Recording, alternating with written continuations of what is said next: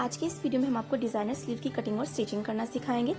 सबसे पहले हम स्लीव के लिए आर्म होल के लिए हम निशान लगाएंगे। तो स्लीव की चौड़ाई कितनी रखनी है इसका मेजरमेंट हम इस तरह से निकालते हैं। चेस्ट को हम 5 से डिवाइड करेंगे, तो 32 को हमने 5 से डिवाइड किया तो ये हो गया 6.4, तो लगभग 6.5 हम मान लेते हैं इसको, और 1.5 इंच हम इसमें सिलाई मार्जिन जोड़ देते हैं, तो ये हो गया 8 इंच। तो इस तरह से आपको निकालना है स्लीव की चौड़ाई। तो 8 इंच पर हम इसे इस तरह से फोल्ड करके रखेंगे। तो जितने भी आपका चेस्ट का मेजरमेंट हो इस हिसाब से आप मेजरमेंट निकाल लें। तो ये हमने 8 इंच पर इसे इस तरह से फोल्ड करके रख दिया है। ब्लाउज कटिंग करने के बाद में जो साइड में लाइनिंग का कपड़ा बचा है उसमें से हम आपको स्लीव की कटिंग करना सिखा रहे हैं। यहाँ से हम 6.5 इंच पर निशान लगाएंगे।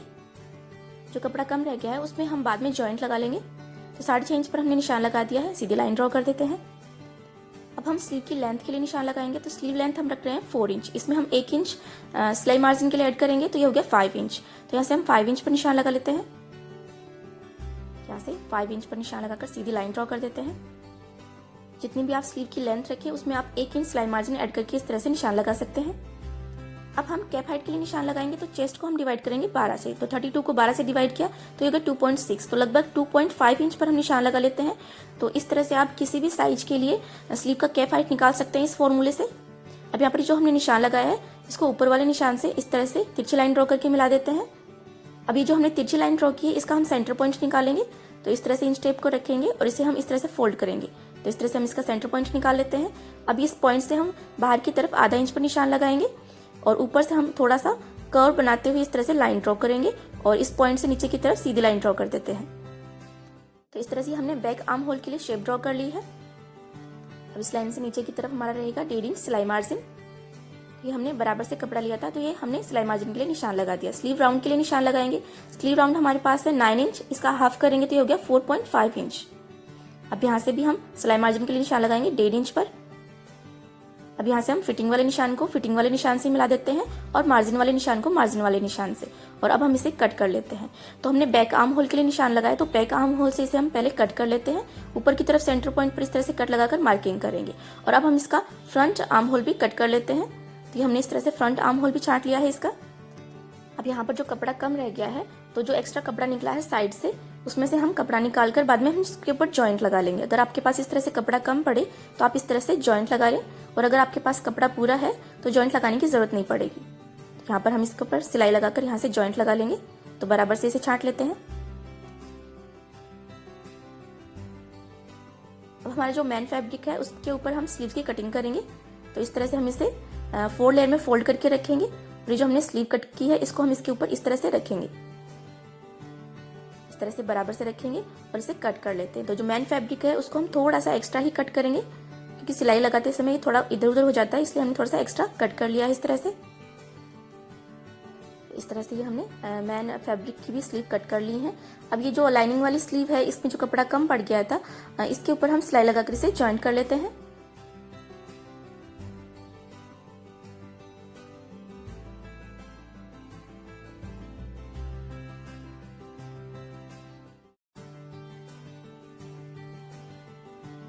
ये हमने दोनों स्लीव पर कपड़ा जॉइंट कर लिया है। अब हम इसे इस तरह से फोल्ड करेंगे और इसे बराबर से कट कर लेते हैं।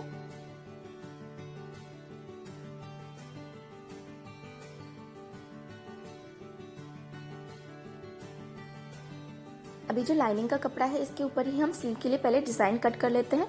तो इस तरह से हम दोनों स्लीव को पकड़ेंगे बराबर से, फिर इस तरह से रखेंगे और यहाँ से हमें थोड़ी सी डिजाइन कट करनी है। तो यहाँ से हम 2 इंच पर निशान लगाएंगे और इस साइड हम आधा इंच पर निशान लगाएंगे। तो इस तरह से जो हमने निशान लगाया है उसको हम इस तरह से थोड़ा सा कर्व बनाते हुए इस तरह से लाइन ड्रॉ कर देते हैं। जो हमने लाइन ड्रॉ की है यहाँ से हम इसे कट कर लेते हैं।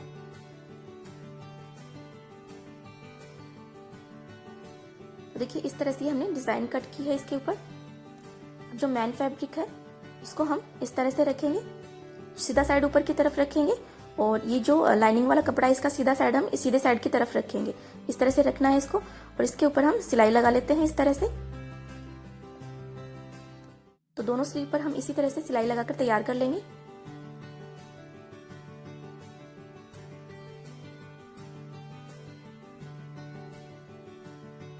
ये हमने सिलाई लगा ली है। अब यहाँ से इस कपड़े को हम कट कर देते हैं मेन फैब्रिक के को, और यहाँ पर हम छोटे छोटे नोचेस लगा देते हैं। ध्यान रखें आपको सिलाई को कट नहीं करना है। और अब हम इसे राइट साइड में टर्न कर लेते हैं। कोने भी हम अच्छी तरह से निकाल लेंगे और इसे नाखून से सिलाई को थोड़ा सा प्रेस कर देते हैं। आप चाहें तो इसके ऊपर आयरन भी कर सकते हैं जिससे कि अच्छी तरह से सेट हो जाए यहाँ से। अब हम इसके ऊपर यहाँ पर सिलाई लगा लेते हैं और यहाँ पर भी हम इसके ऊपर टॉप स्टिच लगा लेते हैं इस तरह से। दोनों स्लीव को हम इसी तरह से तैयार करेंगे।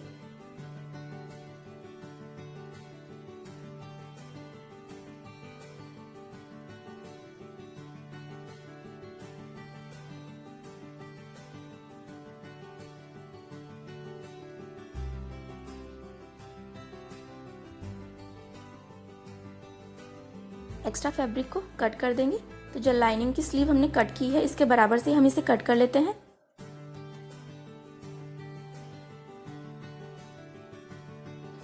सेंटर पॉइंट पर इस तरह से नॉचेस लगाएंगे, मार्किंग कर लेते हैं। तो इस तरह से स्लीव तैयार हो गई हमारी। अब यहाँ पर ये जो हमने डिजाइन बनाई है यहाँ पर हम इसके ऊपर पर्ल्स अटैच करेंगे। तो इस तरह से हमने कलरफुल पर्ल्स लिए हैं। जो भी आपके पास पर्ल्स हो वो आप इसके ऊपर लगा सकते हैं।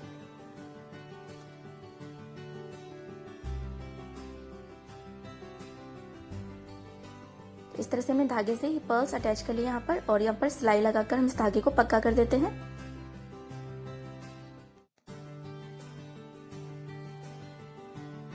इसी तरह से हम दूसरी स्लीव भी तैयार कर लेंगे।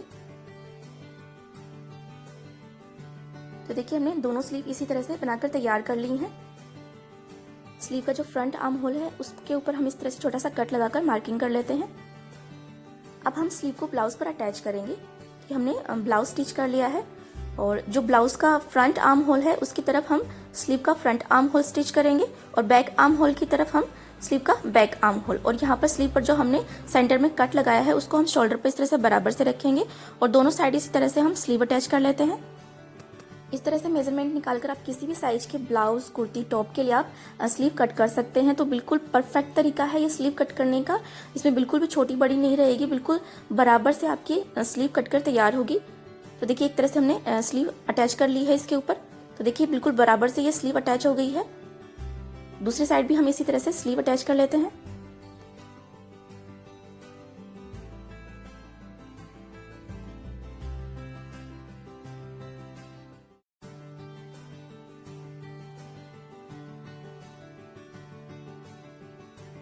ये हमने दोनों साइड स्लीव अटैच कर ली है। अब इसके ऊपर हम फिनिशिंग के लिए भी सिलाई लगा लेते हैं। तो हम इस तरह से जिग-जैग स्टिच लगा रहे हैं इसके ऊपर जिससे कि स्लीव्स के कपड़े के धागे नहीं निकलेंगे। अगर आपके पास जिग-जैग की सुविधा नहीं हो सिलाई मशीन में सिलाई लगाने की तो आप सीधी सिलाई भी इसके ऊपर लगा सकते हैं जिससे कि सिलाई भी मजबूत हो जाएगी और धागे भी नहीं निकलेंगे। अब हम इसके ऊपर फिटिंग की स्टिच लगा लेते हैं। तो ये हमने निशान लगा लिए हैं फिटिंग के लिए। तो फिटिंग की भी दोनों साइड हम सिलाई लगा लेते हैं। ब्लाउज में आप जितना सिलाई मार्जिन रखें स्लीव में भी उतना ही सिलाई मार्जिन रखें। तो ये हमने ब्लाउज में 1.5 इंच सिलाई मार्जिन रखा था इसलिए हमने स्लीव में भी 1.5 इंच सिलाई मार्जिन रखा था। अगर आप ब्लाउज में 1.5 इंच से ज़्यादा सिलाई मार्जिन रखें तो आप स्लीव में भी उसके हिसाब से ही सिलाई मार्जिन रखें, तभी स्लीव बराबर से कट होगी।